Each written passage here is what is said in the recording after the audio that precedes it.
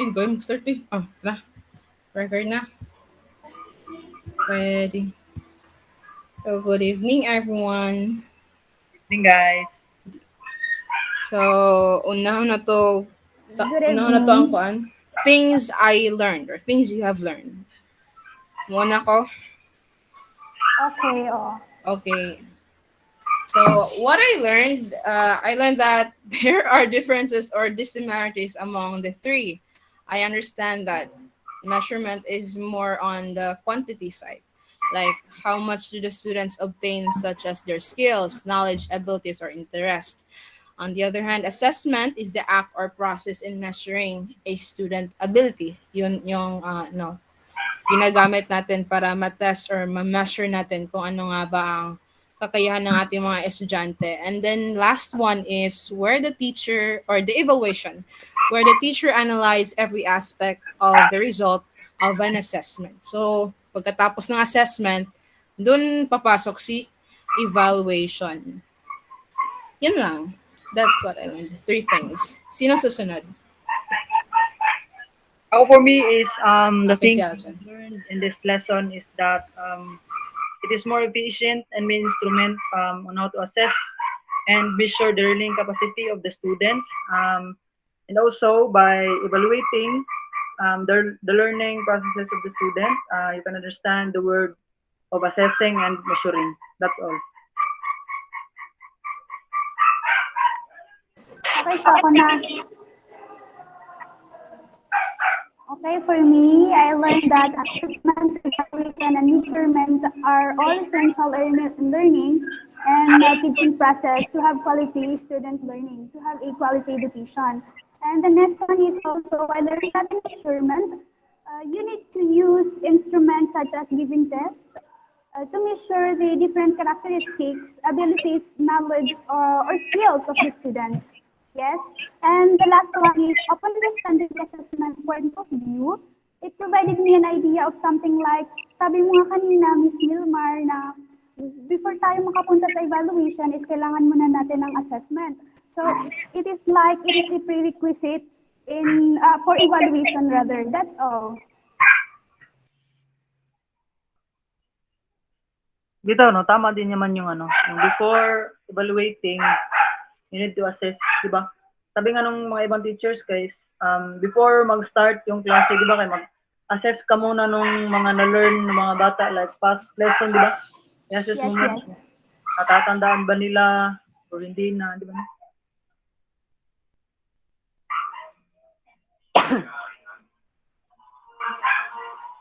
Nakamute ka po. Sorry. Okay. Let's proceed to what you still wanted to learn. Things you still wanted to learn. So, mauna pa rin ako. So, these are the following that I wanted to learn. Mute muna po tayo kasi meron, mute mo na yung iba. Mute muna kayo. Okay. Things I still wanted to learn are the following. What are the other ways of measurement? Diba? Aside sa yung na-mention nyo kanina na standardized testing. Next is the advantages or, kung meron man, what are the advantages or disadvantages of perceptions in measurements? Kasi nandun sa PPT kasi nakalagay perceptions galing sa mga group of experts. So ano bang advantages or disadvantages pag nakabase tayo sa perceptions na yun? And last one is the connection among the three. Pero I think you have an idea already about what are the connections of measurement, assessment, and evaluation. So yun lang, yung tatlo. Those are the things I still wanted to learn. How about you? Next, Sir Aljun.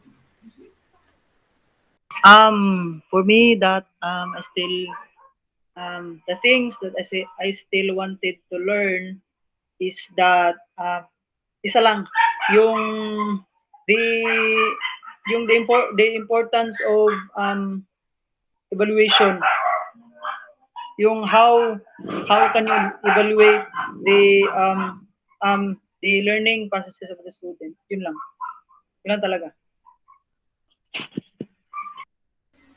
Okay, Miss Nasrima, your Yes, for me, I want to explore more on how to situate learning in a classroom setting, and of course, in today's online learning, distant learning. And the second one is, I want to dig deeper on how to apply or use them in teaching and learning processes with their necessities. Yes, to be specific. And yes, I wanted to see or read those examples, situations, and instances where we could situate ourselves in the near future. That's gusto ko yung, I want to learn those in this lesson. Okay, tumpak yung sinabi mo, Nasrima, no? Yung advance ka mag-isip kung paano gamitin yun, paano ma-apply yung tatlong ways para ma-assess or ano yung mga students natin. Okay, proceed na tayo sa questions. Other questions about this topic, which is the measurement, assessment, and evaluation. So, ako pa rin yung mauna. Ito, first question ko is, can objective and subjective, sa measurement to can objective and subjective be present at the same time in measurement? Nabasa niyo yun?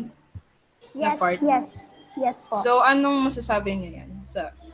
Kung meron kayong idea, pwede ba magsabay yung objective and subjective way in measurement?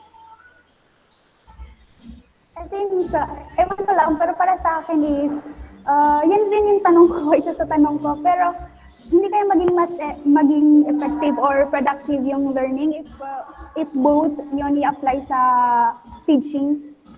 Hindi ko yun alam. Okay, hindi. Yun din ang question mo. How about you, Sir Aljon? Sa akin yung subjective tsaka yung objective, no? Pwede kaya na gamitin sila at the same time in measurement? Yes. Para may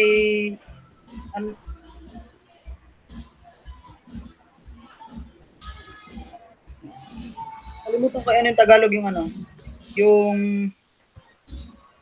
kanang bitaw. Okay, you have to type. Yung may mas impact pa siya ba sa learning kapag nagsabay yung yung objective o objective. Okay. Got the idea. Next, the second question ko is, what is the most important value do you want to see when evaluating? Kasi na-mention doon, appropriate ba? Yun kasi isa sa mga value. Appropriate, validity, legality, mga ganun. For you, what is the most important value when you, or pinagbabasihan mo when you evaluate the student's performance? Okay. Sir Aljon. For me, is yung skills. At kind of value? Validity ba? Yes, validity. Yung content ng performance, ganun? Yung Content ng performance ng bata, ganun? That kind of validity? Yes, parang part na rin yan sa yung content tsaka yung skill, di ba? Content ng skills, ganun. So your value is the validity. Content-related validity, yes? Makikita mo yung learning ng bata kapag nakikita mo yung yung na-learn niya ba? Like, for example, yung skills sa baking, ganyan. Yung Okay. sa gumawa ng cake. That's all. Okay. Ikaw naman, Miss Nasrima. Sa akin is yung different levels of skills nila, which kasi doon ako para sa akin doon ako nagbabase kasi makikita natin kung saan nahihirapan yung students or ma-identify or ma-evaluate natin kung saan ba sila nahihirapan or kung saan sila mas umaangat. Yun yung sa akin. Okay, thank you. Last na, sa another 3 questions kasi dito eh. Can you give an example of assessment? Kasi yung nalalaman ko na assessment is, yun nga, mga think, para ganito, think and share that kind of assessment. How about you guys? Do you have idea kung na assessment? Start sa iyo, Aljun. Ako is yung binibigyan mo ng ano, yung task yung bata. Task. Sa'yo naman na stream, ah. Ay, madami. Isa na doon yung pagbibigay ng, hindi yung natakol natin na effective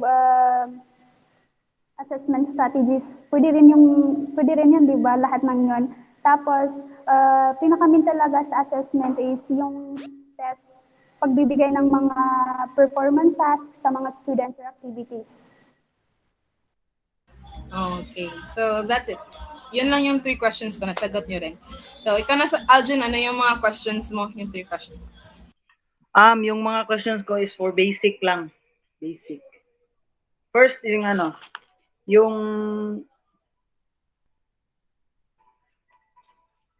related lang sa'yo kanina.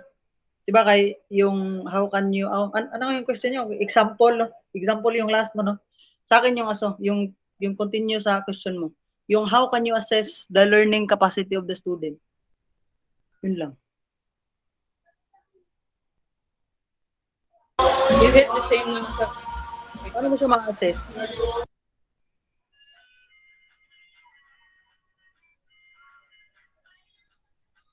Diba kay magbigay man yung magbigay ng task. Yung way, na-assess mo yung learning capacity ng student. So, ano pa? Yung mga how can you assess? How can you assess? Sa naiintindihan ko, yung how can you assess, it is the activity na ibibigay mo. And yung assessing is siguro, the answer of your question will goes to the evaluation, di ba? I-assess mo yung assessment na ginawa mo para sa mga bata mo, sa mga estudyante mo. I think evaluation, dyan papasok yung how can you assess your students. Yun ang naiintindihan ko. Thank you. Ikaw na, Srima.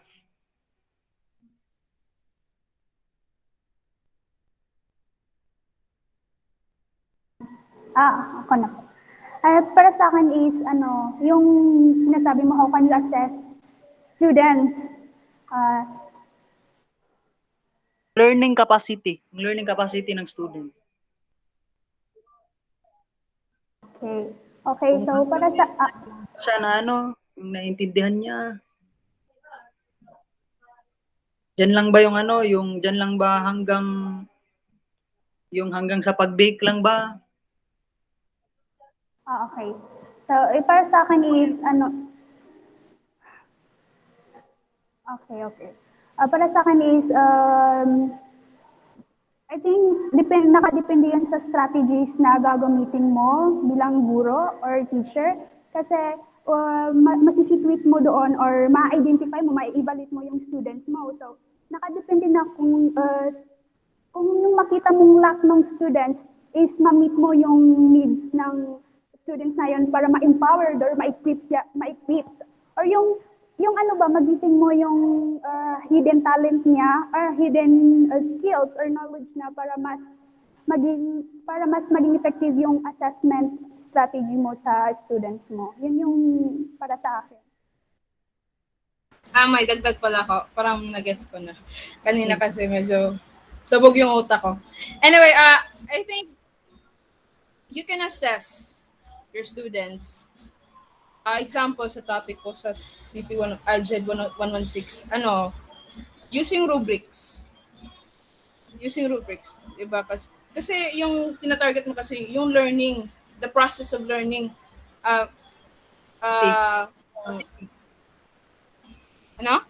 Learning capacity. Learning capacity niya kung ganyan, mga criteria, targets, learning objectives, ganun. Kung na-meet ba ng mga bata, doon ka magbabase kung anong kapasidad ng yung students. Learning objectives, or you can use any grading performance tasks. Ganun. Like rubrics. Yun lang naisip ko. Sa akin, for me, yung ano, yung sa, sino yung nakagawa na dito ng lesson plan? Kami, Ayun lahat. Dun mo maano yung learning capacity ng student. Like, magbibigay ka ng yung mga learning objectives, like, yung may goal ka ba na ano, yung dapat ito yung mabibigay na lesson lesson sa student mo, like yung yung mabibigay mo na ano, yung maintindihan niya yung basic importance, yung mga strategies on how to bake, yung mga ganyan. Next question tayo naman. Yung how pa rin. How can you attain the key of attaining, measuring, and assessing from this word? Yung key, I mean yung key ha, yung the importance or yung relevance sa meaning ng word na ganyan. Yung assessing, attaining, and measuring. Simple yan. Mabasic idea nyo lang. Sharing. Okay, yung basic idea lang or keyword about those 3 words. mga Parang ano yan, keywords. keywords. Yung hindi yung keyword, yung parang importance, yung relevance from this word. Importance, relevance. Importance and relevance from this word, yung assessing, attaining, and measuring. Okay, para may idea si Ma'am Nursery, si Maika muna. Nursery mo. Wait lang, nag-brainstorm pa ako.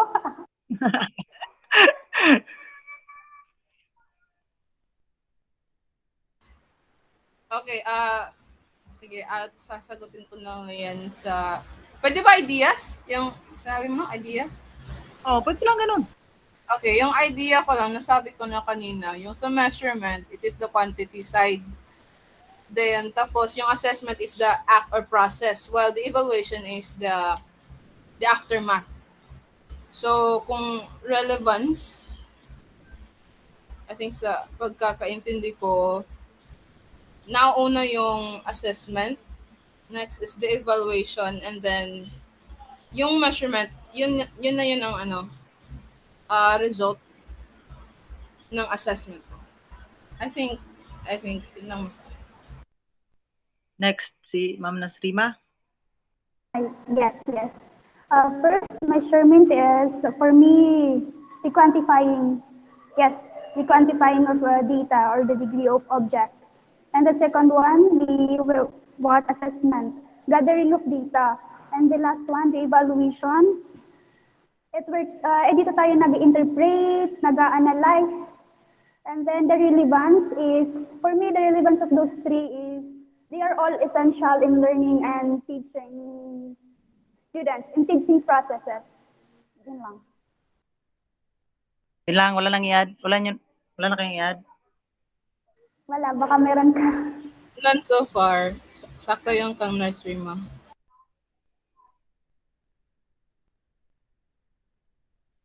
Sa akin is yung yung sa measuring. Yung measuring, last question to ha. How can it help the students? Yung measuring. Paano nakakatulong yung measuring sa students?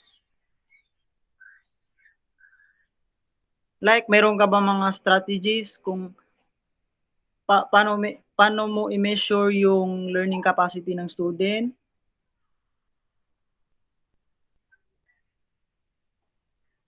Ano yun, yung like, ako na muna. Okay. Like yung sa measurement is, dyan mo ma-identify kung yung bata ay nakapossess ba ng, yung as in on trait. Hindi ko ma-elaborate, pero may Kaya ka na lang, Miss Nilmar, baka ma-brainstorman ako sa Paano siya makakatulong? Paano siya makakatulong yung measuring? Kung may strategies ka, paano siya makakatulong sa student?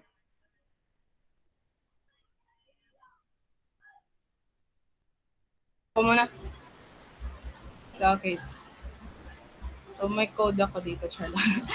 Sinerge ko, yung measurement, I guess according to Google, it develops instruments or protocols for obtaining information. Kasi, by measurement kasi na, like, ni-estimate mo, malalaman mo dito yung, capability or ability ng student mo in terms of learning. So, diyan magagamit mo 'yan. Dito ka magbabase sa assessment mo kung kaya ba niya yung kaya sorry guys. Kaya ba ng bata to yung assessment, applicable ba, appropriate ba? So, sa akin napakahalaga ng measurement kasi yun nga, doon ka magbe-base. That's all. May ideas akong i-share para mag-gets yung measuring. Sige. Yung alam niyo yung art of questioning, yung kapag magde-demo yung isang teacher, art of questioning, 'di ba measuring din 'yan. Mame-measure mo kung saan lang ba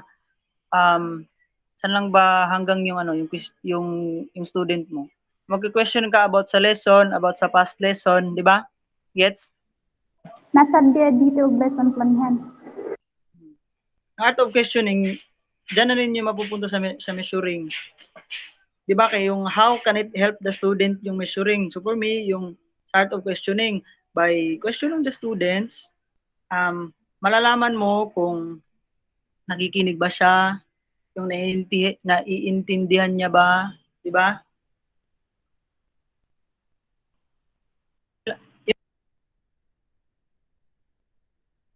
Tama, tama. Tama kasi doon mo ma-identify kung nakinig May ba. measuring, yung nagtatanong ka, 'di ba?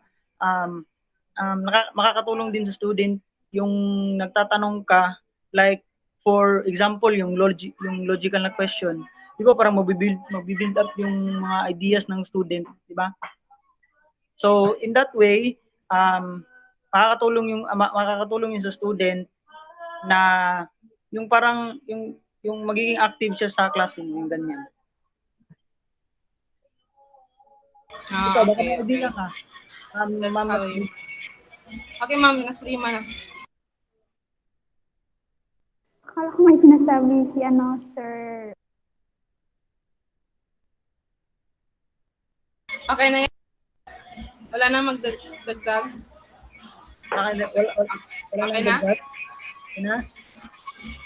Kasi tayo kang ma'am Nasrima, yung questions mo, Miss Nasrima.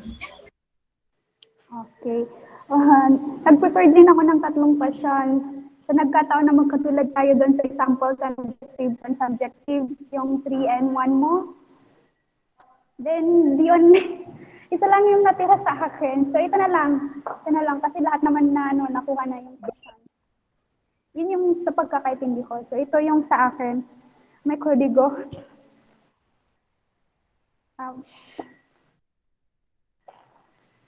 Ito sa akin. Is it okay to have one of those 3, assessment, evaluation, and measurement, be excluded in learning and teaching methods or processes? Ano sa tingin niyo? Mahina ba yung boses ko? Pakiuli. Naintindihan niyo po siya.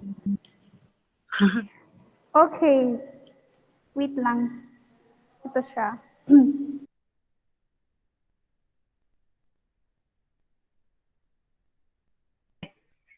Pwede mo i-type dito yung Marinig niyo ako ng maayos. I-type mo na lang. Minsan. Sige. Sige, mag-type na lang ako. Sige, type na lang.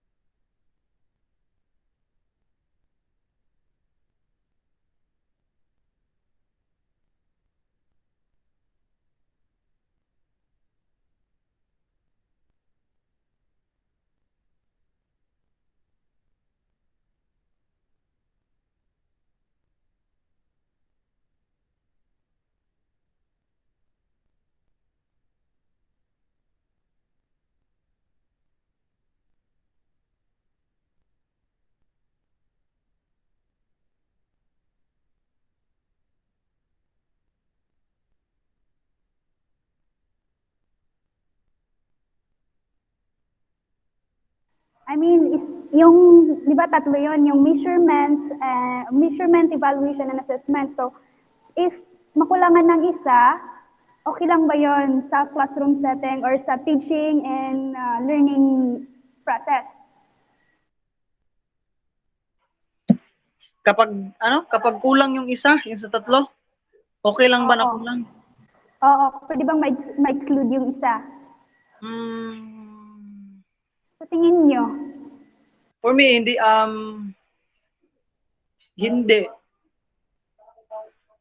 Why? Kasi di ba yung tatlo is, sa pagkakaintindi ko lang yung mga past professor ko is, dapat meron talaga yung tatlo na yan. Yung ganyan. Kasi kapag kulang yun ng isa, is hindi, ano nga ulit yung English na yun? Hindi siya effective. For me, as a teacher, hindi siya effective. Hindi ako effective na teacher kung kulang yung tatlong yung strategy na ganyan. What I mean na yung hindi siya effective is kulang yung yung may bibigay ko sa mga student ko. Kulang. For example, kung mawawala yung yung evaluation, o di ba? Paano mo masasabing na na-evaluate mo yung student mo? Paano mo masasabi or paano mo magagawa yung assessing? Yun lang. Okay, Hindi siya thank you. dapat walang kulang. Yun lang. Okay, thank you. How about you, Miss Melmar? Same thing. I guess it is impossible na merong may exclude sa tatlo kasi for me, they're connected to each other. Sa measurement, it is the way you describe a given assessment. Diba? Yun kasi yung base ng assessment. Tapos, kung walang assessment, wala ding measurement. And then kung walang assessment, wala ding evaluation. Kung walang evaluation, kung walang evaluation, kung merong evaluation tapos walang assessment, saan galing yung evaluation mo? So those three are connected. So I guess napakahalaga ng tatlong 'yun para sa para makatulong sa ating mga future teachers, mga teachers sa pag-assess or to know what are the capabilities of our students. Yan lang. Thank you. And I thank you, Bao. Thank you. So, same. Since lahat naman tayong ganun. Kasi I think, para sa akin din kaya kasi natanong ko yun kasi baka may tendency or possibility na pwedeng ma-exclude yung isa. However, para sa akin is hindi sila pwedeng paghiwa-hiwalayin kasi they are partners. They are tandem. Char! Kasi kasi kapag nawalan ng isa, hindi na magiging productive, effective, or efficient yung teaching and learning strategy. So, kailangan talaga buo yung tatlo. Kasi kung makulangan yun ng isa, then parang bahay na yung walang isang poste, kulang ng poste. So, para sa akin talaga is, hindi sila pwedeng paghiwa-hiwalayin. They are partners. They are connected to each other. They need one another. Wow!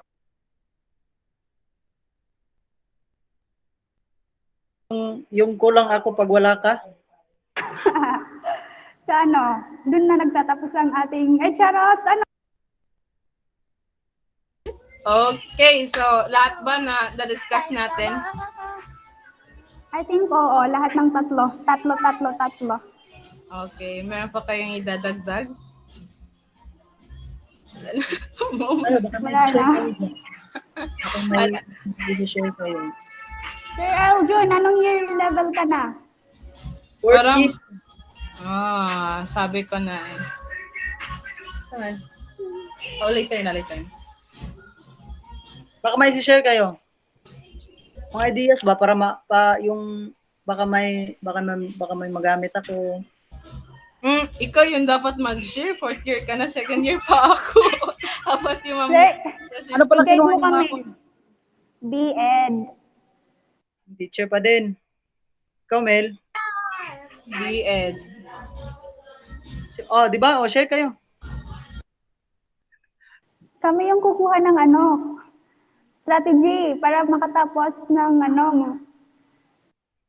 Nag-lesson plan na kayo? Opo. Yes. I think guys, kailangan ko na i-cut off. Uuwi na kami.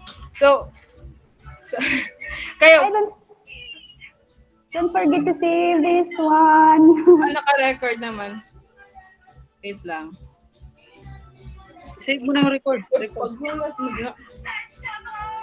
Ano Okay yung na. pangalan ng team natin? Sensei? Sensei. Sensei. Familiar kayo sa anime? Paghulat daw. Wait lang, tinatawag na talaga ako. So, okay na to? Record. Save ko na. Paano mag-save ng record? Di ko alam. Hindi ko rin alam, hindi ako naka-record ng Wait lang. You have to make sure masasayang yung Ay, screenshot muna tayo guys before leaving.